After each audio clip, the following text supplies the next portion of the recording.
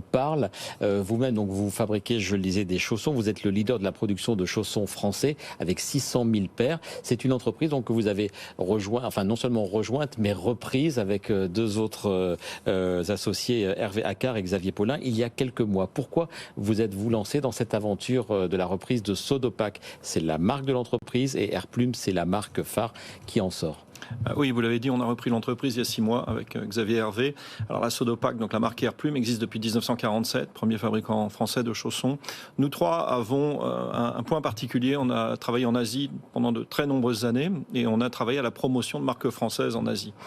Alors, quelque part, il était naturel de nous rapprocher, en étant amoureux des marques françaises et amoureux des marques en général, de nous rapprocher de la source. L'opportunité de reprendre la Sodopak, puisque c'était une session, s'est présentée.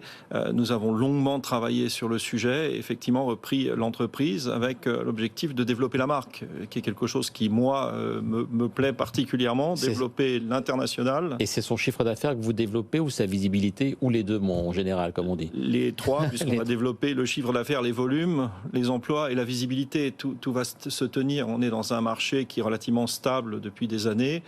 Mais nous avons de la capacité de production. C'est combien le marché français du chausson? À peu près 30 millions de paires par an pour les adultes, hommes, femmes. Et nous faisons 600 000 paires. Le Made in France, ça doit être à peu près 5 à 7%. Et c'était presque un monopole du Made in France il y a quelques années.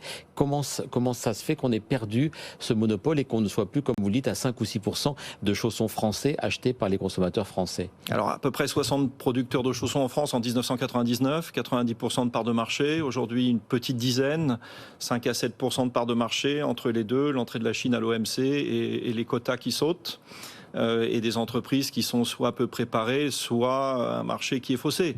Mais effectivement, aujourd'hui, on se bat avec des collègues qui travaillent dans le chausson et qui travaillent bien. Et je pense que tout le monde travaille bien aujourd'hui. On peut citer quelques marques qui étaient sur le Made in France, Maison Brousseau, Sobasque, etc., qui sont des... Absolument. Voilà. Et l'union fait la force. Vous travaillez ensemble. Vous restez dans la concurrence, mais vous travaillez ensemble pour que ça revienne encore plus en force. Oui, d'autant plus qu'on est sur des technologies différentes. Nous avons une semelle qui est unique, la semelle Airflex, qui est un produit totalement unique, et nos collègues travaillent soit du cousu retourné, c'est-à-dire la charentaise du feutre, soit des semelles en PVC, soit autres. Donc le point commun, c'est le Made in France, le confort et la qualité du produit. Nous ne sommes pas nécessairement concurrents aujourd'hui. En termes d'emploi, vous avez repris une entreprise, je crois, aux alentours de 50 personnes. Ça va être stable? Ça monte. Où ça monte? On est à 51.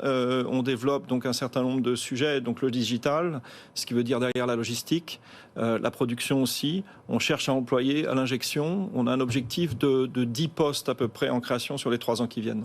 Et les ventes à l'international, je crois que ça reste marginal. Vous êtes à 5% de votre chiffre d'affaires, c'est ça? C'est un objectif aussi? C'est un objectif. Alors mon troisième associé que vous avez cité, Xavier, est un grand spécialiste du B2B à l'international. Donc on a ouvert des portes là depuis 6 mois que l'on a repris l'entreprise aux États-Unis, au Canada, en Suisse, en Allemagne, en Angleterre. J'y vais ce week-end. En Afrique du Sud, on travaille bien au Japon. Alors ça prend du temps, bien évidemment, mais oui, l'objectif est vraiment d'aller internationaliser la marque. Et puisque l'on n'a pas dit, parce que donc votre marque phare c'est Airplume, c'est celle que vous voulez mettre en avant et développer, mais vous travaillez beaucoup en marque blanche pour la grande distribution. Absolument, à peu près 50% de la production.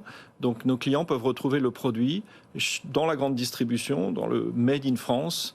Et la semelle qui est en mousse expansée, la semelle Airflex, se retrouve dans les étals de la grande distribution. On est chez qui? On peut citer des marques. La marque Tex de Carrefour, par exemple. Super U aussi. La marque Tex de chez Carrefour. On est chez Super U, on est chez Cora, on est chez Leclerc, on est dans la grande Intermarché, on est dans la grande distribution en général. Et j'espère ne pas oublier nos amis et clients.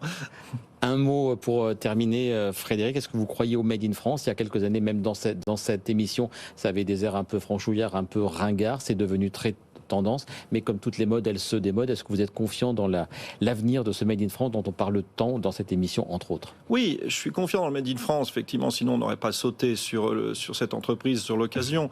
Le Made in France à l'international, c'est toujours ça n'est plus un vecteur de gagne, mais c'est un vecteur d'entrée sur le marché. 2, le Made in France, c'est quoi? C'est le service. J'ai un client il y a 3 jours qui m'appelle, qui me demande 1000 paires, il me demande de les livrer dans 15 jours. Elles ne sont pas faites, on les fabrique, on les livre dans 15 jours. C'est ça le Made in France, c'est le service, la proximité et la qualité. Donc oui, on y croit et on y croit toujours autant. Eh bien, on y croit nous aussi. Merci beaucoup, messieurs.